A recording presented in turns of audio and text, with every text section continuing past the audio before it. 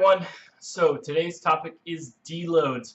Why do we do them? What are they for? What's the right way to do it? What's the wrong way to do it? So I think that a lot of people have this misconception about why we do deloads, and that's because you have people who are constantly asking you like, okay, but when do I put the deload in this program? You know, because we've been conditioned to think that a deload is something that you have to do every month or so that you're lifting.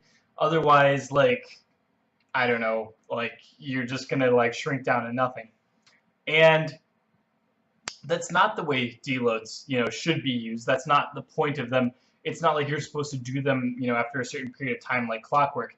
It has less to do with the amount of time that has passed and more to do with whether or not you actually need one. And unfortunately, a lot of people simply don't. They're just not pushing themselves hard enough to actually need a deload in any like reasonable, meaningful sense. So here's what happens. When people hit a wall in their training, say you've tested your 1 rep max this month and it was not the same as it was it's not improving like it's supposed to be from last month, or something is off, whatever. That's the point where you assess and you figure out what's going wrong. And when it goes wrong, there's one of about 3 different things that could be happening. One is that your program could just suck. It could just not be designed properly to get you stronger in the way that you need to get stronger. It could be designed to be training you in different qualities or in different intensities that you're not actually needing to get stronger. It could be, again, if your point is not strength, maybe it's simply that your program was not designed to properly give you enough volume in terms of hypertrophy, etc. So that one, once you have that one out of the way, once people are not doing stupid programs anymore, there are 2 main reasons that you could stall or plateau. One is simply that you are not doing enough, and that means that everything is relatively easy. You're not really challenging yourself, you're not really improving volume, you're not really actually pushing yourself very hard. And at that point, taking a deload is completely pointless, because a deload isn't going to fix the problem, which is that you are not pushing yourself hard enough, that you need to be doing more work. Now, the third potential issue, and the one that deloading does fix, is if you have been pushing yourself too hard.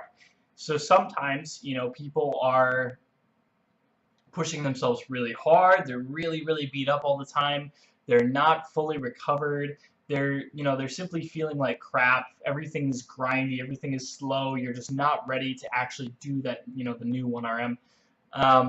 That's a sign again that you're pushing yourself too hard. And if you're pushing yourself too hard, then yes, a deload week may help, because it may give you the, it may help you get that extra little, push, that little extra nudge of recovery in, to be able to crush, your next week, or to, to basically be, fully recovered for your next cycle.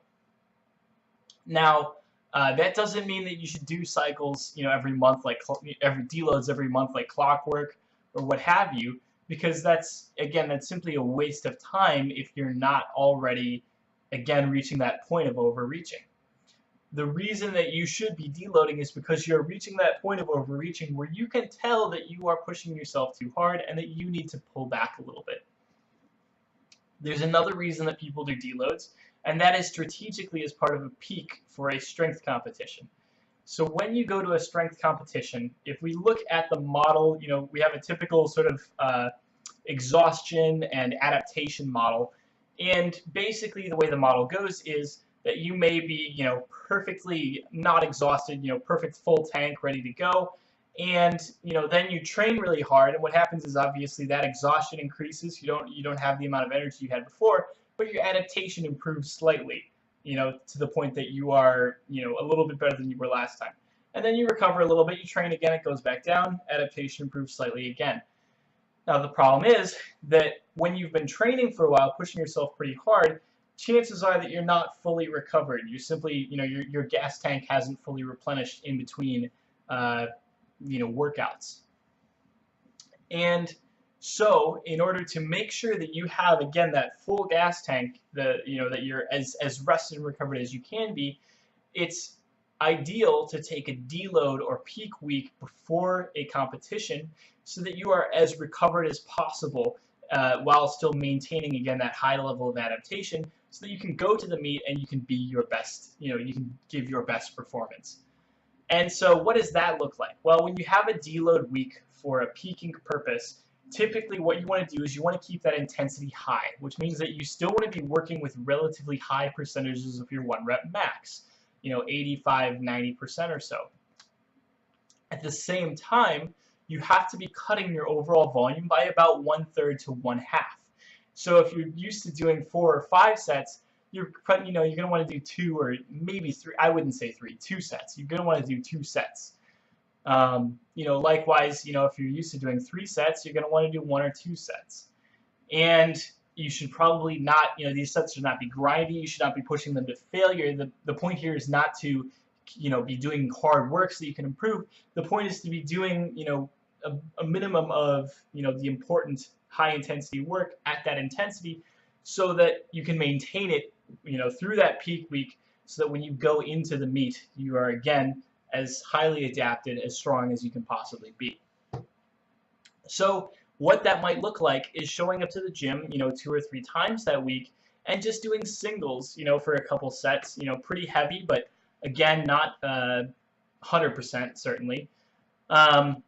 Singles or doubles, pretty heavy, pretty high up there in your bench, your squat, your deadlift, and then leaving, and that's it. You're not doing any accessory work. You're not, doing any grindy hard sets on the main lifts. You're just showing up, putting in, a few sets, and then leaving.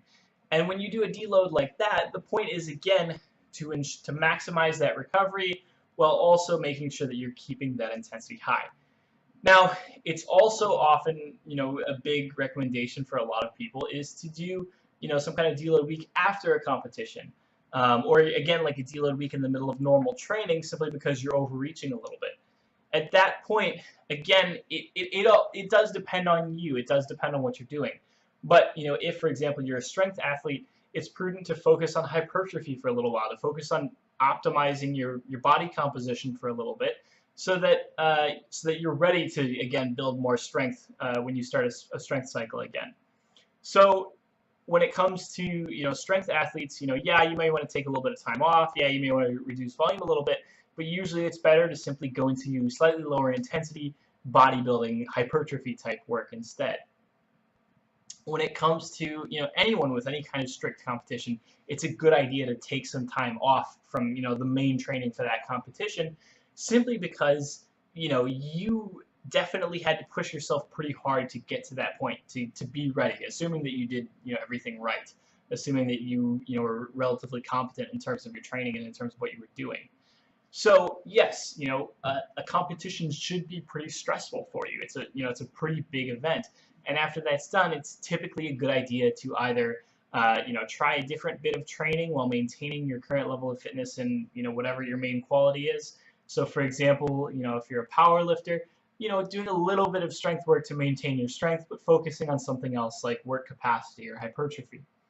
If you're a bodybuilder, maybe you want to work on your cardiovascular a little bit, or maybe you just want to, pig out on food for a little bit so that you don't have to be at that reduced calorie level that you're used to. Whatever it is, that deload strategically is used to, again, prepare you, to rest you up, to get ready to smash numbers, to smash weights, to smash your diet again. Deload should be used strategically and not, like constantly. And I think too that when it comes to the vast majority of people, you really don't need to take deloads because either A, you're not pushing yourself hard enough in the first place, or B, there's simply, like your life is gonna get in the way. Like you're gonna, if you're not some kind of pro athlete or super dialed in powerlifter or bodybuilder or something like that, you're gonna go on vacation, you're gonna have a work trip, you're gonna, the holidays are gonna happen.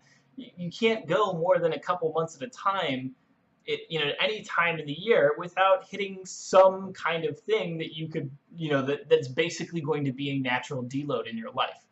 And I see people handle those natural breaks a little bit terribly, which is to say that they still try and train during those breaks, and then they get mad that they weren't able to train, at the same level that they do, during their normal schedule, and then, they feel all, messed up and thrown off. Just treat that as a deload week. Just like that's a natural progression, for your life. So, most people, I would say, really don't have to worry about deload weeks simply because there's not really any point, or they're just going to naturally have one within the normal schedule of their life sooner or later.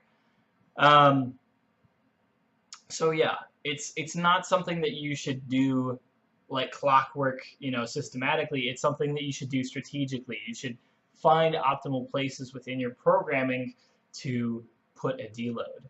And again, if you're smart, if you're managing things properly, if you have a super dialed in, super exact program, yeah, you'll need to take deloads every now and then.